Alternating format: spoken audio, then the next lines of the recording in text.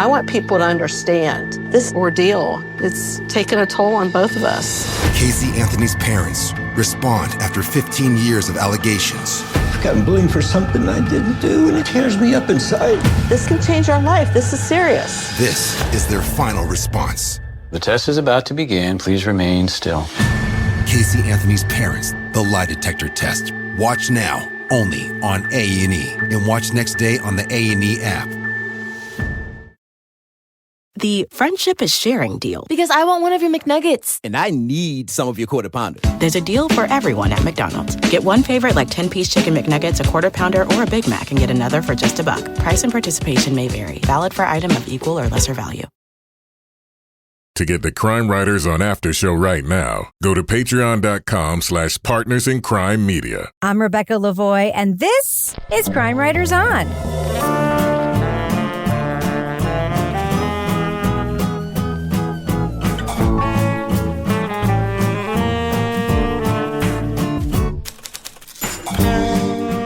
Crime Writers On is the original true crime review podcast that digs into true crime, pop culture, other podcasts.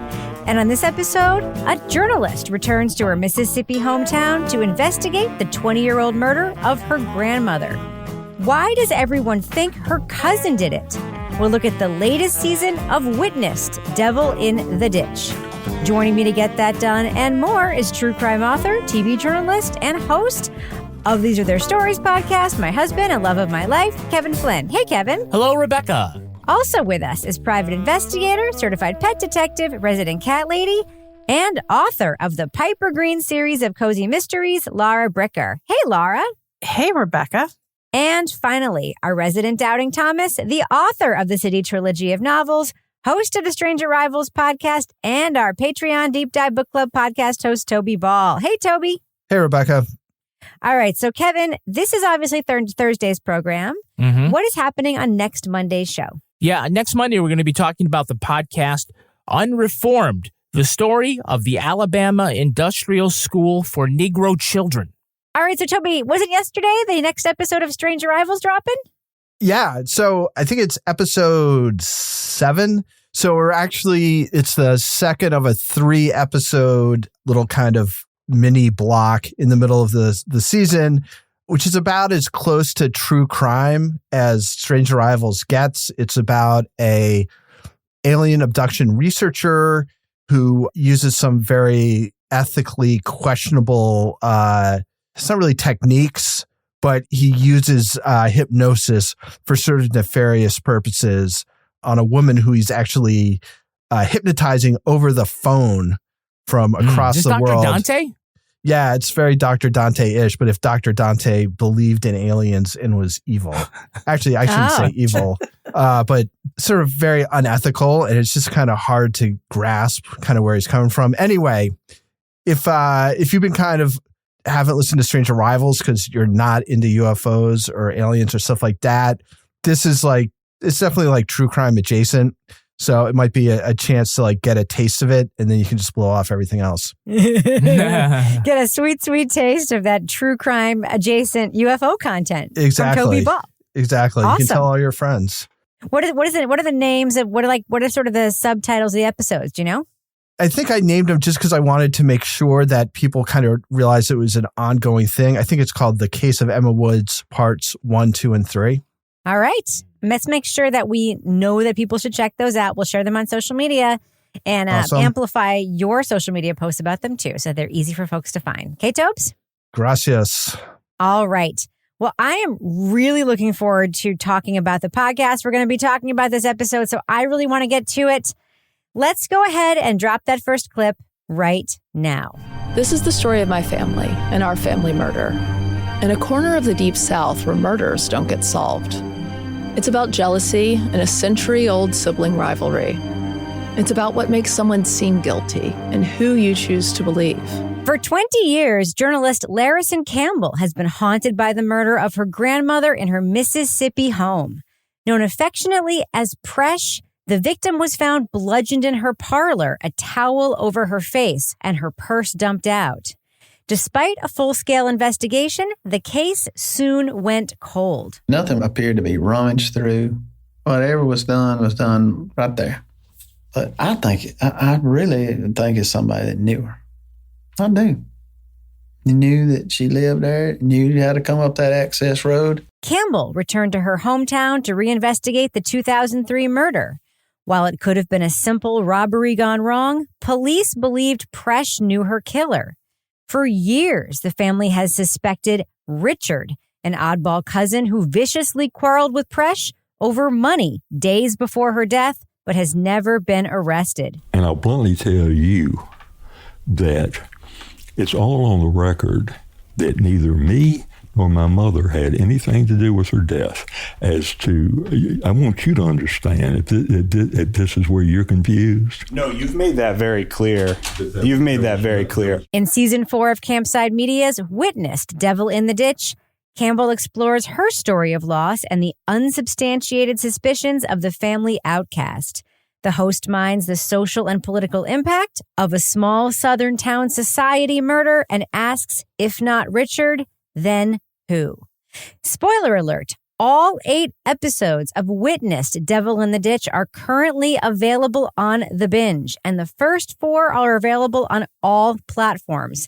We are going to be talking about plot points from the whole series, so if you want to remain completely spoiler-free, go to the estimated time code in our show notes for our thumbs up or thumbs down reviews. Now, the first thing I want to mention before we start talking about the podcast is that Richard is not the real name of Larrison Campbell's cousin. She actually gave him a pseudonym for this podcast. We're going to be talking about Richard, but his name is not actually Richard, which I think was actually a great choice on Larrison's part. She also gave her aunt a fake name in the podcast as well, Richard's mother. Now, Laura Bricker, I listened to the first episode of this podcast. I immediately thought of you. Oh. And I put a Slack in our group Slack, and I was like, Laura Bricker, you are really going to love the first episode of this podcast. And I think that the first note that you left kind of nails why. And it's all about Presh. The first time I met her, she had on like plaid pedal pushers, a man's shirt, some man's reading glasses that were held with a safety pin on there. And she was reading like the New York Times. And I looked over and I thought, oh, this is a really fascinating woman. What did you think of Presh, and what did you think of her sort of being at the center of the first episode of this podcast? Yeah, so that's interesting. I was wondering why you thought it was something I would love. And well, so what I initially gravitated to is, I'm someone who had a very close relationship with my grandmother. So listening to Larrison talk about Presh and talk about the type of things they did together and how like Presh didn't go like orchestrate events. Presh just like incorporated her into her life. Like, oh, we're going out to like protest today, or oh, we're going to go volunteer at the lot. Here's these political things we're doing, or these things we're doing in the community, and just took her along. And so to me, immediately I could relate to that. I'm like, oh, this is totally my grandmother in a way.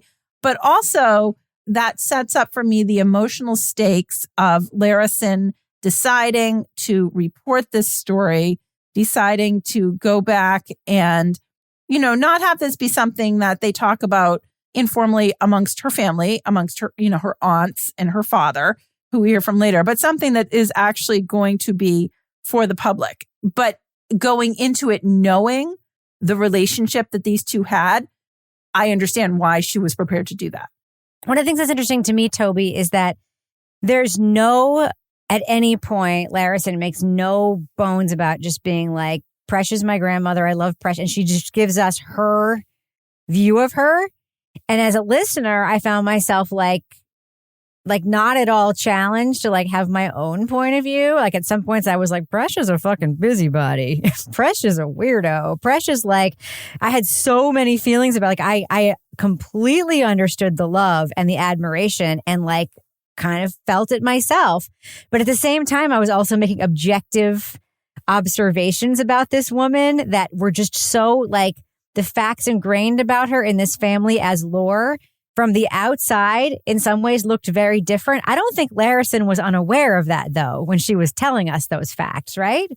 Yeah, I would think that. I mean, she seems like somebody who had a hell of a lot of charisma that kind of got her through some stuff that was sometimes maybe kind of head scratching. I thought one of the things that the show did really effectively was sort of describing the relationship between Presh and her sister Charlotte, who sort of lived in Presh's shadow, and in a way that, as you were saying, I think you look back on it and it's like, Presh doesn't seem like she was like very compassionate about that aspect of things. It doesn't seem like she was very understanding of giving her sister like a tiny bit of the spotlight sometimes, or feeling like she had to sort of be the dominant voice in all these different situations. So, one of the things I really like about this podcast is that while Larrison will say things like that about Presh, and then she also says some stuff about Richard, she kind of lets other people and just sort of factual stuff kind of tell maybe a slightly different story so that you understand that it's her family, right? So she has her feelings about them based on a lifetime of interactions and knowledge and stuff. But then when you actually hear other people talking about them, or you hear about stuff that they did, like you can kind of see where there's sort of a crack between like her perceptions and what our perceptions are from the information we get from this podcast, which I thought was very sort of well done and sort of delicately done. And it wasn't like heavy handed. It wasn't like, look at this. You could kind of understand where she was coming from, while at the same time understanding that she can't help but have somewhat biased feelings having this be the people who she grew up with. I completely agree. I mean, I think there is a case to be made that Presh was clearly a wonderful person, but was kind of mean to Charlotte and Richard at the same time, right? Like, why did she fucking care that Charlotte and Richard had this codependent relationship and loved living together? Is she made it all about her business, and like she was so angry about it? Like, why was she so angry about it, and why was she so obsessed with it? And that so obsessed with it, the family believes it was a motive for murder, right? It's like, back off, Presh, come on. You've got like other things you could be doing with your time. Your sister's old. Like, I don't know. I thought that was very interesting. And I don't know. I just, it was something that I kept thinking about. At the same time, though, I fucking understood it, because I know that I'm the same way sometimes when it comes to my own family members. For some of that stuff, you just hear it backed up by other members of her family when she's talking to them, right? Like they share her perceptions, which again aren't ours as listeners. But especially in the case of Richard, you find that she's a little bit of an outlier in her family, in the way she regards him. Right. So Kevin, this, like, it starts off and I was thinking like, Larrison is like, she might be going in to try to like solve this murder that happened in her family. Yeah. As it develops, you realize it's kind of not that. It's kind of an exploration of like, the dynamics of a family in this kind of town. There's an exploration too of sort of like class and an exploration of, small townness. And it's so, I mean, if you're looking for like a real murder mystery here, you're not getting that, right? No, it sounds like you just read all of my notes. No, I literally didn't. Well, I guess we're on the same wavelength because, yeah, I mean, if you're looking for the answer to the question of who killed this woman, naturally in a podcast, we're likely not going to get that answer. And we don't necessarily. No one gets ripped away in handcuffs. It really is more like like you said, like a meditation on family dynamics. And what happens to this family as they try to deal with, this lingering suspicion of the family black sheep. Was it just that he was weird and they didn't like him before the crime that he sticks out? Or isn't that exactly the reason why he might have done it if he did do it? Larrison does a great thing here about reiterating that Richard, not his real name, has not been arrested of any kind of crime ever.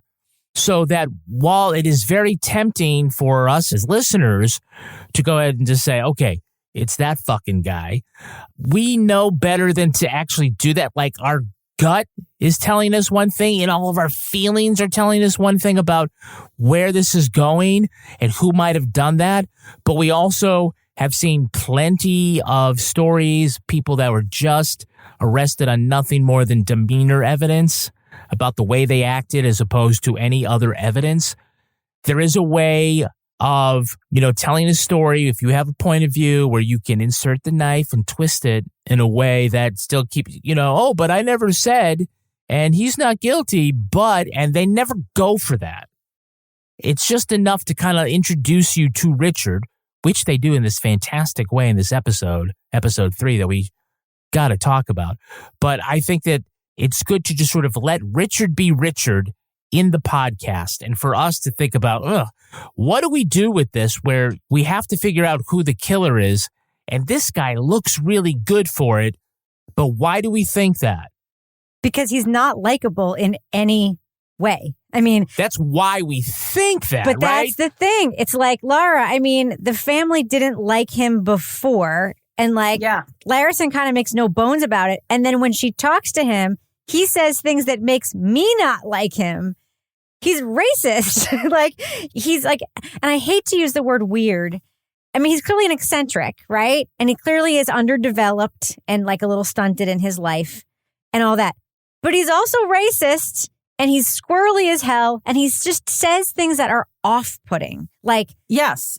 But that being said, that does not make him a fucking murderer. No, but you can understand why he's not likable. I understand. Actually, I was thinking he couldn't be typecast even more perfectly if you were making a fictional show about a murder suspect. I kept thinking of Ed Kemper as I was listening to this guy. Exactly.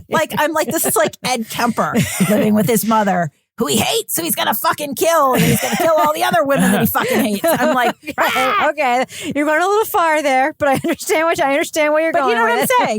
No, but I'm just saying the scene with his mother falling. Yeah. Crazy. And I was on the floor. Richard couldn't get her up by himself. So I said, well, all right. So she slept on the floor. He could call an ambulance for you. But they finally did. She says she begged Richard to call her nurse to help, but he didn't want to disturb her. Yeah, no, I think there's a lot about him that even if you are trying to be objective and look at this from a point of view of we don't want to jump on this guy, he doesn't really help his case. He doesn't really help his situation. And especially towards the end of this, where we have this, Larrison goes back and wants to talk to him again and has 4 pages of notes, and he won't talk about this case anymore. He's done talking about it, and they have this 4-hour conversation. But I think the other part of this for him that's unfortunate is him living in this town, and not only the relatives, but everybody's in town thinks he did it. The Diner 12 or whatever they're called there, the diner people. Table of wisdom or something. The table of knowledge. Knowledge. Okay. So the table of knowledge. Yeah, the Romeos. Oh my God. They made an announcement for that at my church recently, the Romeos. I was so tempted to go because the guy was like, it's at Burger King. And you can get 2 for 1 Do you breakfast think Romeos sandwiches. is a New England phenomenon? Should we explain what the Romeos is for the listeners who are, retired old men eating out. Yeah. Retired old men eating out. Yeah. But yeah, so you've got, we don't have the Romeos in this, but we have the table of knowledge or the table of wisdom at the diner. And people in the town were like, oh yeah, that's the guy that killed his aunt. So it's a widespread sort of belief. And then take it a step further, we find out that there's within that group of population of people within the community, the people that are like, well, he did it, but they're not going to charge him until his mother dies because the family doesn't want it. And you're like, oh, this is really getting some serious small town shit here. Meanwhile, the family is like, charge him. Yeah. Meanwhile, they're like, yeah. So it's just fascinating. But he's a character that unfortunately, despite all your efforts to be fair and objective, you automatically feel sort of an aversion to. Toby, what are your thoughts about just sort of our first introduction to Richard and the fact that Larrison is my family doesn't like him. They've never liked him. And that, of course, puts him in the frame. And then you meet him and you kind of you see him objectively and you understand that he's got issues. He's obviously has issues, but then he's also not likable. Both things can be true, right? Yeah, so there's a few things that struck me. One of which is I think fairly early on when she's talking about him, she says, when we used to get together as the extended family, he was a generation above me. He was an adult, but he would be given a seat at the kids' table. And I was like, that does not sound great to me. That does not sound great. That's an understatement. And then, another thing I kind of thought about was And just kind of bear with me for a second. But when the last deep dive book, which was James Baldwin's book about the Atlanta child murders, he talks about Wayne Williams as being similar in kind of a similar way. It's in a guy who's just generally not likable. He just turned people off. Like people saw him and were kind of repelled. And then the way he would act when he was sort of being, put in the frame or accused was just weird and off-putting and made people want him to be guilty. And it feels like the same thing happens here in that. So you have the family who seem like super, super eager to have him be it. I mean, they become amateur detectives. It's like this Scooby-Doo gang, like going through garbage and shit. And they're just like trying to make it him. Yeah. And then you have all these other people. And they accuse him. You knocked her down and then you hit her with a candlestick. His reaction was a reaction of no emotion whatsoever. I remember that he wasn't outraged. He's confident. He's relaxed. He's calm. He didn't protest. And then you have like multiple people talking about how when they directly accused him, he was just, so passive about it that seemed like he was guilty, because if somebody had accused me like that, I'd be pounding the table and stuff. And it's like, because he's unlikable, because he reacts in ways that you find like a turnoff or abhorrent or whatever, like all these things don't make him guilty. They just make you not like him. Right. Mm-hmm. And I think that's kind of the problem that we kind of run into. And I'm sure we're going to talk about this sheriff's deputy or sheriff's detective later. Oh, we will. But, his hunch that it's him, like his gut, I think, again, it's just based on this thing. It's like this guy, for whatever reason, and it's unfortunate, I'm sure he does not want to be that way, but he's just kind of a repellent character. And that kind of drives all these people who kind of want him to be guilty of this thing. So they have somebody to blame. And also, I think it kind of bears out all these sort of suspicions they've had about him from the beginning that, had him sitting at the kids' table, for instance. Yeah. And notwithstanding all the mad money he made in satellite radio by investing in Sirius XM. I find it odd. And I agree with Larrison in this. It's not really a great alibi to say I wouldn't have killed somebody because I got $25 a year from her in my birthday card. She was my golden. She was, the golden goose. By the way, for you get a whole lot more than less for $25 over at Patreon. Oh, wow. Go to patreon.com/partners in crime media. What a transition to the business section. That is, wow. I'm no Richard, but look at right now. Wait, is your handprint on, is your thumbprint or fingerprints on the drawer handle for our Patreon right there? Well, I'm always, fixing the sink over at Patreon. So you get all sorts of great stuff there. Starting next week, you can get all the Crime Writers On episodes ad-free. Plus, you get all the other great things that we get you there at Patreon. You get the Crime Writers On After Show, where we talk about toenails that just fall off your goddamn foot. Oh my God, it was so funny. It was so funny. Don't be like, I don't want to listen to that. It sounds gross. It starts gross, but it is so freaking funny. It is so funny. Let's see. We also get Laura Bricker's Leave It to Bricker podcast. Laura solves mysteries in her small town, and this time it takes her into the basement of her church to find out who is buried there. Toby Ball's got the next episode of The Deep Dive coming up. Toby's going to be recording live on May 10th. And the book is called Motor Spirit. It's about the Zodiac killers. But Toby, you've got an all-star cast who's joining us. Tell us who we can see you talking to. You can listen to the love of your life, Kevin, Rebecca Lavoie. Oh, I thought you were going to say Janet Varney. Janet Varney too. That's the love of my life. Yeah, the love of Rebecca's life. This is getting very strange. But Janet Varney. And then also for making her deep dive debut, Jillian Pensavalli. Yay! And Jillian and Patrick Hines' company actually did the audiobooks for both of Jarrett Kobek's Zodiac books. So anyway, people who are really into the book. The book's super interesting. It should be a great discussion. Yeah, everyone's going to get to listen to that podcast, but if you're a deep diver on Patreon, you get to watch that recording. You can leave your comments in the chat section. You even can take part by, if Toby wants you can come into the chat there and come right up on the screen and have a discussion. These are all great things you can get by going to patreon.com/Partners in Crime Media. This week also have a little special thing there for Patreon supporters. You hear us talking all the time about, hey, Rebecca, I sent you a note. And Rebecca said, Laura, you had this note. And I just said, Rebecca, it sounds like you read my note. We're going to be sharing a special link to Patreon people. You get to look at our script this week. Wow. To go back, remember our discussion about Perry Mason and about this podcast? Go through and see all the things that we thought are our bullet points. Some of the things made it into our discussion. Some didn't. See how we might have played on that idea. And also, talk about it behind the scenes. See how it's all spread out. How does all this goop come off of the page and make it into your ear holes? Wow. This is how we do it.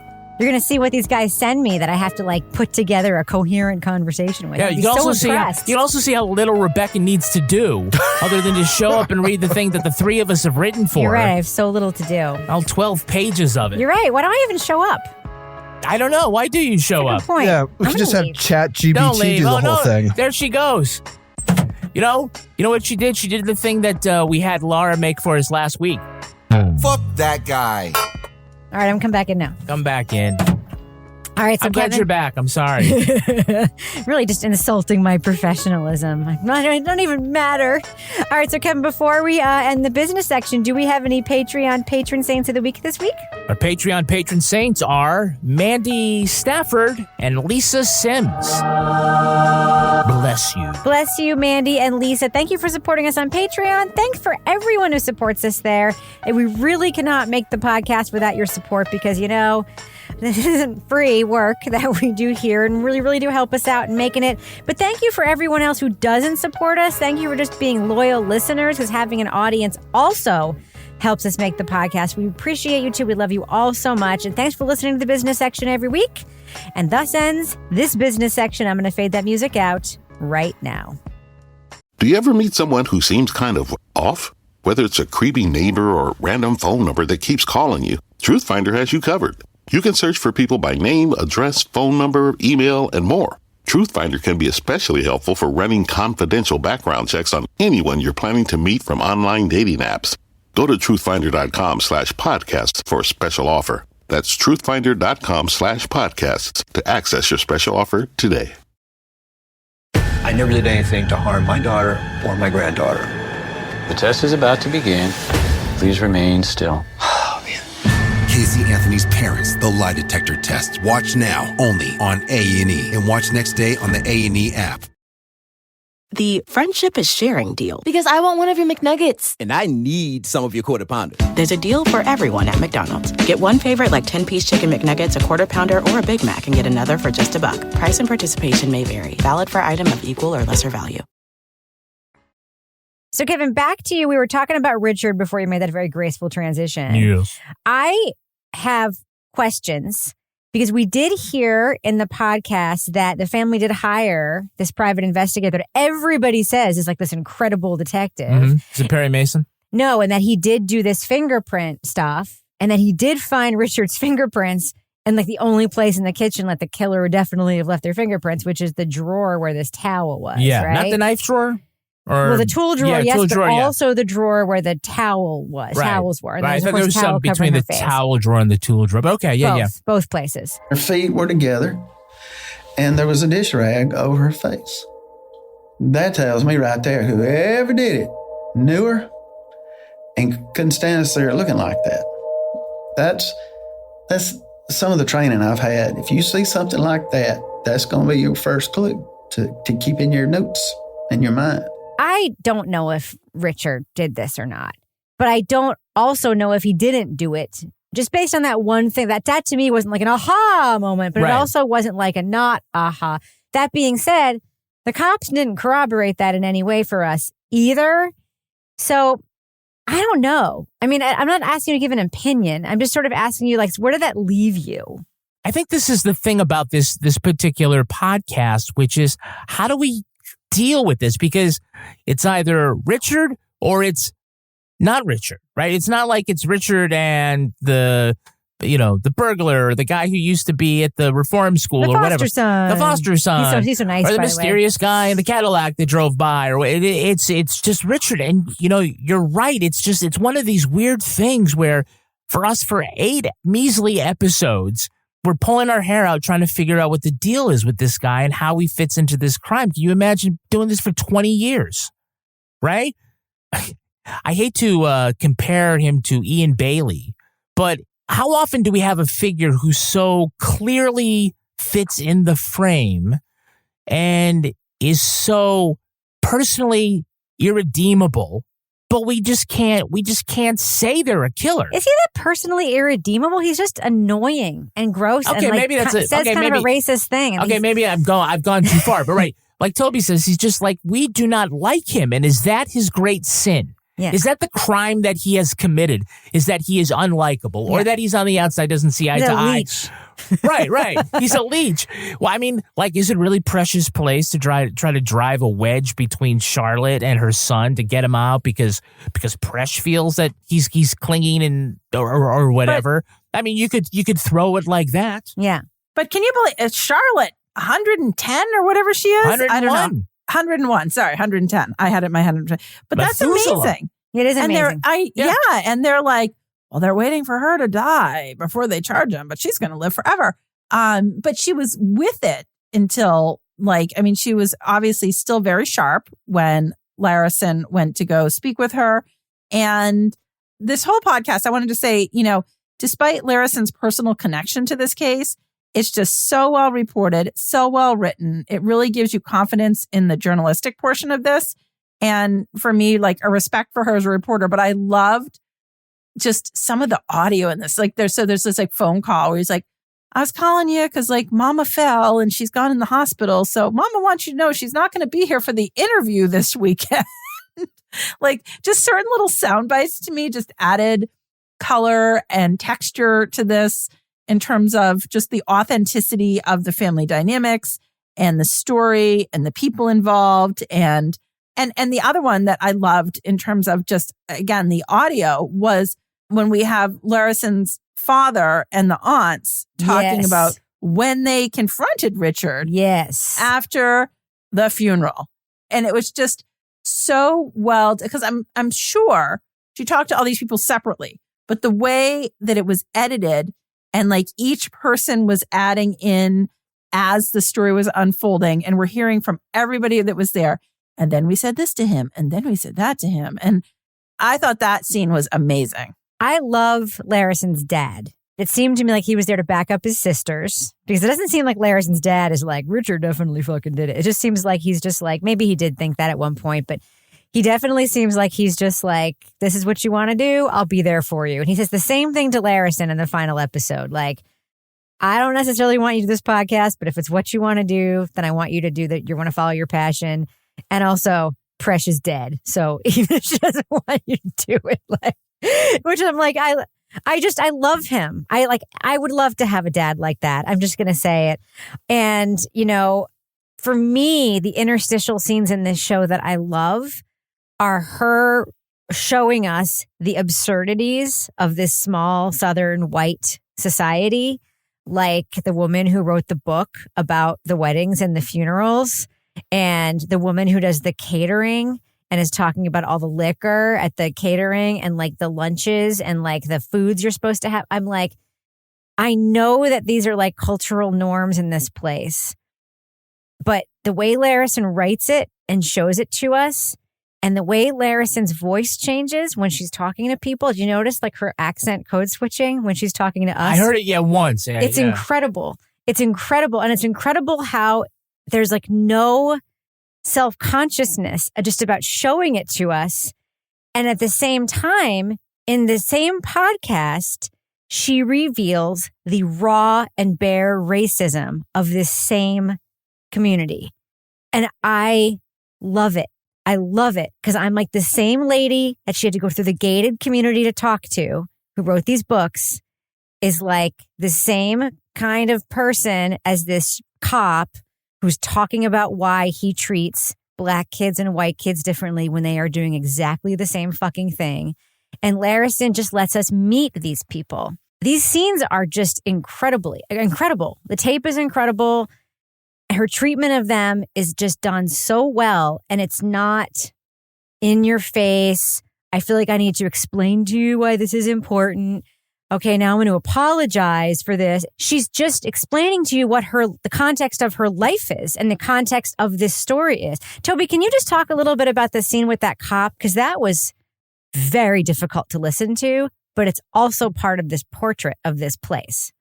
Yeah, I mean, it's incredible tape. Like, I can't quite believe it actually happened. But yeah, this cop is talking about, I can't remember exactly what leads into it, but he's talking about like, oh, community policing, that's what we've been doing all this time.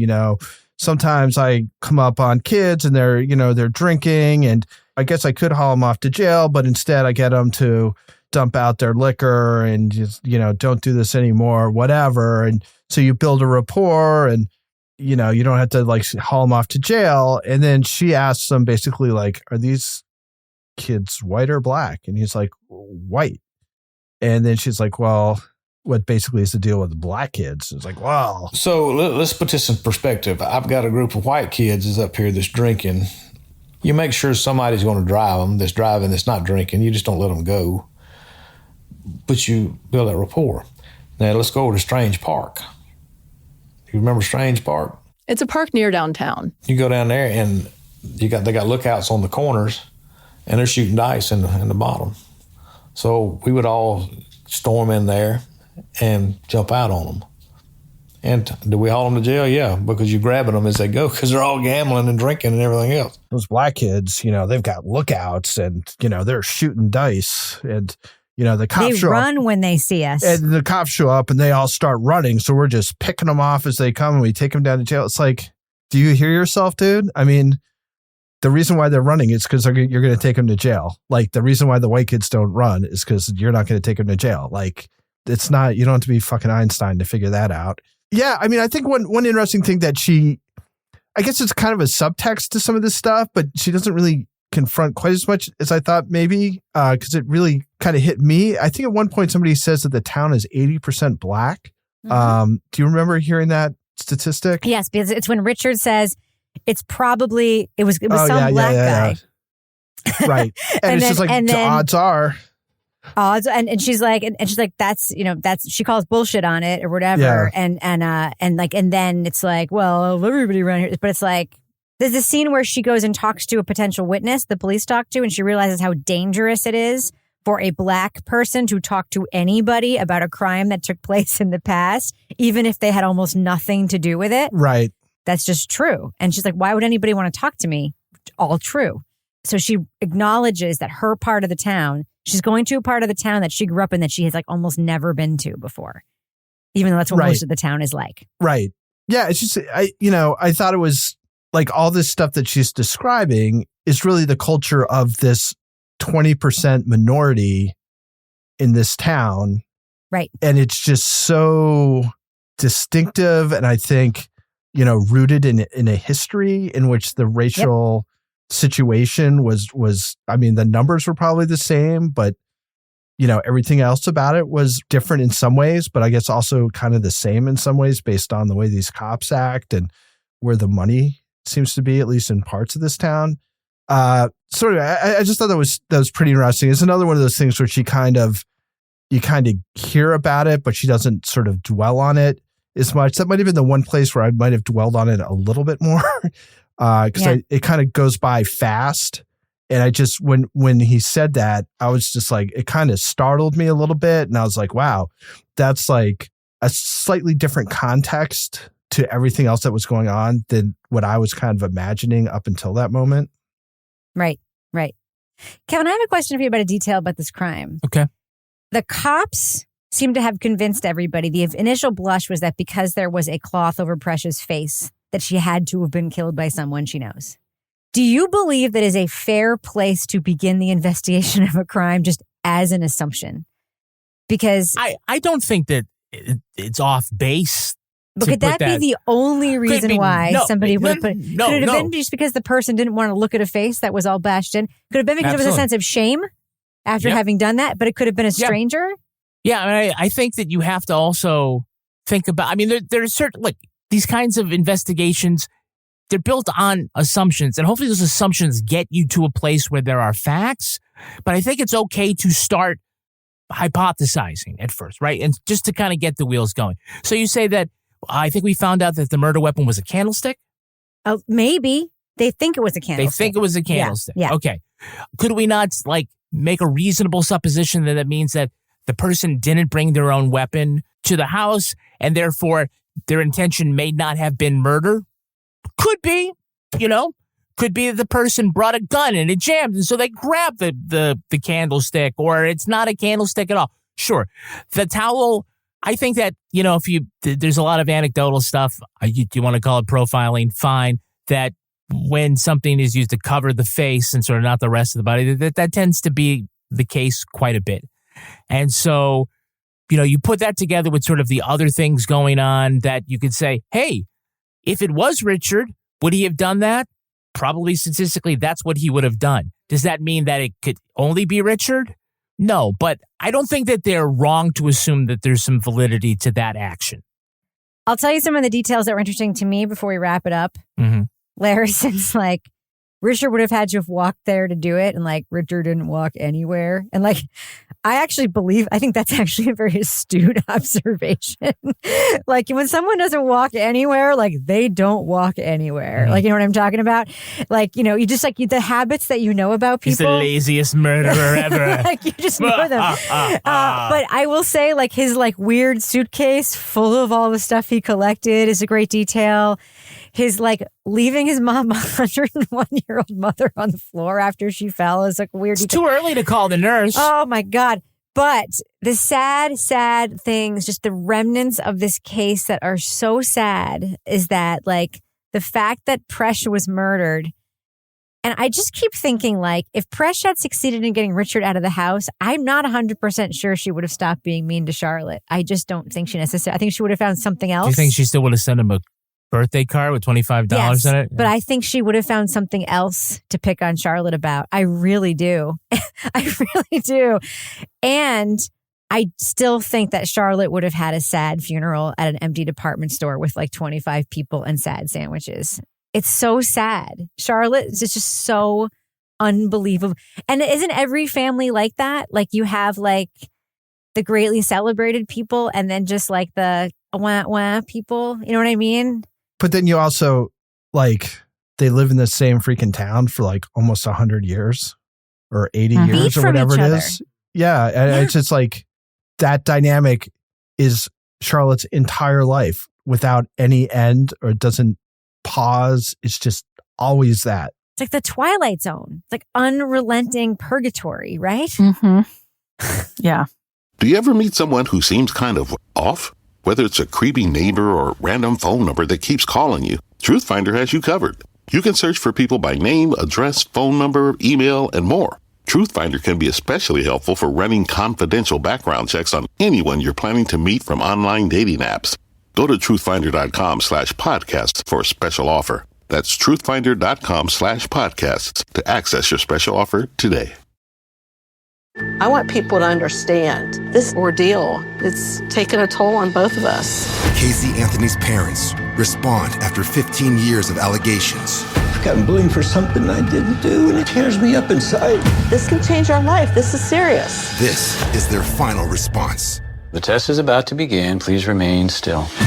Casey Anthony's parents, the lie detector test. Watch now, only on A&E. And watch next day on the A&E app. The friendship is sharing deal. Because I want one of your McNuggets. And I need some of your Quarter Pounder. There's a deal for everyone at McDonald's. Get one favorite like 10-piece chicken McNuggets, a Quarter Pounder, or a Big Mac, and get another for just $1. Price and participation may vary. Valid for item of equal or lesser value. All right, let's do what we do. Let's let our listeners know, should they check out Witnessed, Devil in the Ditch? All 8 episodes are currently available on The Binge, a subscription channel from Apple. But the first 4 episodes are now available on every platform. Laura Bricker, what do you think? Thumbs up or thumbs down for Witnessed, Devil in the Ditch? Yeah, this is a big thumbs up for me. I found this entire podcast just extremely compelling and interesting to listen to. Right off the bat, it was something I could relate to as a journalist going back to investigate the murder of her grandmother, as someone who had a very close relationship with my own grandmother. But also, we have a journalist who, as this gets going, is somebody that is doing tremendous reporting. There's great writing and just brings a really interesting story to life around her grandmother. And it's just told in a very straightforward way, but some of the details are just so fascinating that they don't need anything crazy in the way they're introduced, just because it's really interesting material. And, I think I set into this thinking, okay, this is about this murder being solved. In the end, I really feel like actually this was Larrison's personal journey. And, maybe there's a different outcome that is going to happen. But overall, I just thought I love the Southern atmosphere. Anytime we listen to something Southern, ever since S-Town, it's like that same sort of like Southern vibe. And honestly, if I die, I want you all to get pimento cheese at my funeral. The end. It's one of the essential foods, apparently. I love pimento cheese. Some people think it tastes like Cheese Whiz. I personally just... It does taste like Cheese Whiz, and Cheese Whiz is fucking delicious, Laura. I love pimento cheese. So that is why I'm giving this big thumbs up. Toy Ball, what do you think? Thumbs up or thumbs down for Witnessed, Devil in the Ditch? Yeah, I don't like pimento cheese, but that does not affect my thoughts about this podcast. There's been a lot of really good podcasts this year, and I love this podcast. I almost don't want to really talk a whole lot about it because I don't think the things that are good about it, it's hard to sort of summarize. I think you actually have to hear it. It's the storytelling. It's sort of this really interestingly nuanced look at the journalist's family. She does this really interesting thing where you get a sense of how she feels about your family, but she's given you the opportunity or the space to feel differently about some aspects of the family, which I think is just an interesting thing to be able to do, like to have that sort of be an intention and then being able to kind of pull it off in a way that's not super showy. It's got some bits of like just really sort of incredible tape that kind of drive home some things that we've talked about on this show quite a bit, but in ways that are sort of very organic and also just stark. And, and I agree with Laura. I think the writing is excellent. Yeah, so it's it's a Southern Gothic basically, and I really loved it. It could have kept on going as far as I'm concerned.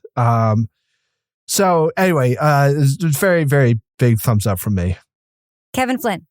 I'm a thumbs up. The writing is very, very good. It reminded me of Hannah Rawson from Cover Story Seed Money, which we did at the end of last year. That was the podcast from the New York Magazine. It's an interesting investigation. It really is more about families and about one Boo Radley-like figure in this Southern Gothic tale. And a question about sort of, beyond really, I don't know how much they really dive into this, but this was sort of my takeaway. It's an awful lot about why we suspect certain people and what do we do when you really, really in your heart know someone's guilty, but you have no way of proving it. What do we do with that sort of that lack of clarity and the things that, make us think about where to go next with that information? So I thought it was, was well done. The investigation, you really do walk away thinking this is probably what happened, but how are we ever going to prove that? The thumbs up for you? As I said, thumbs up. Yeah, this is a huge thumbs up for me. I have very minor production gripes about it. I will just say there's a little bit too much jarring and too short music beds in this. Larrison Campbell's writing is so strong on its own. that we do not need very short, like little bits of music here and there. They just sort of came and went in weird places that I did not need and I just didn't get it. That's literally my only complaint about this podcast.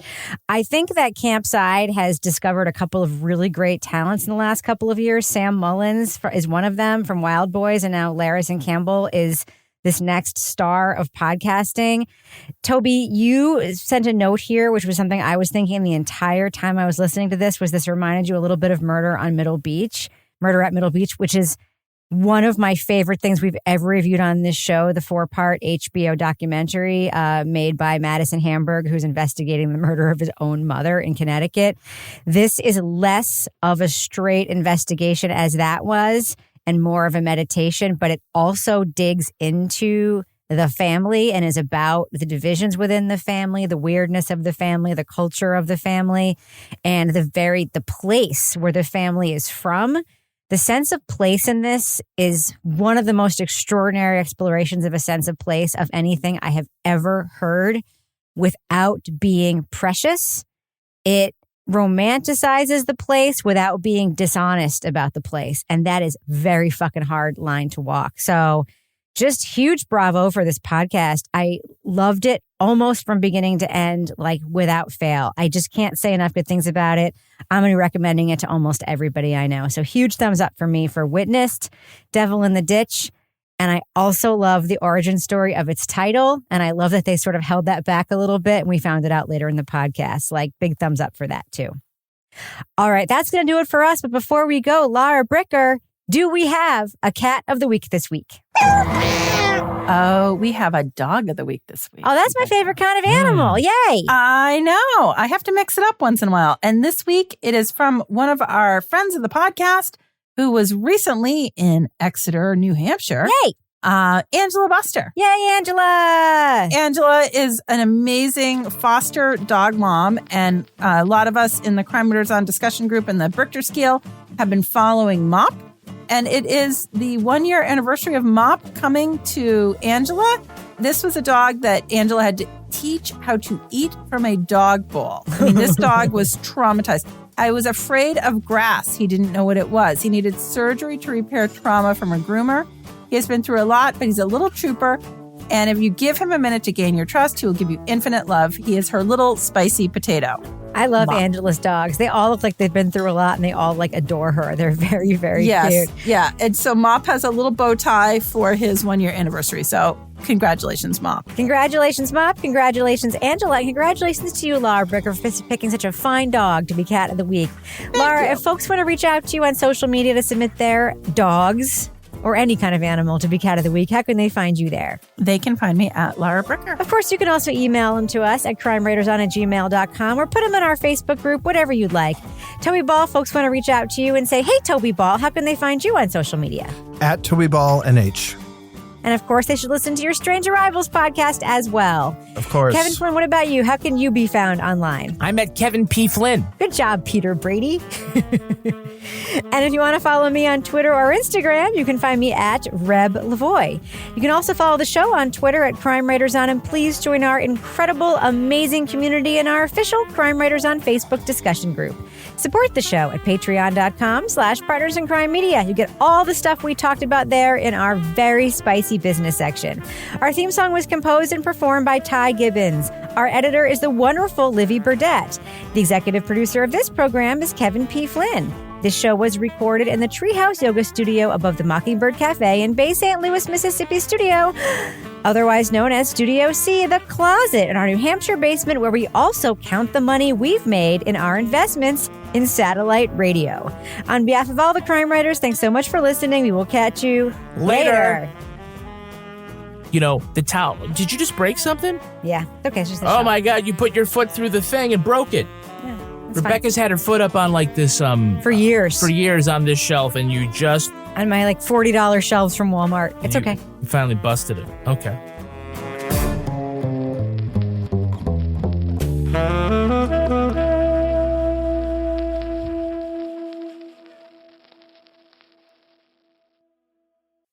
Partners in Crime Media. the friendship is sharing deal. Because I want one of your McNuggets. And I need some of your Quarter Pounder. There's a deal for everyone at McDonald's. Get one favorite like 10-piece chicken McNuggets, a Quarter Pounder, or a Big Mac and get another for just $1. Price and participation may vary. Valid for item of equal or lesser value.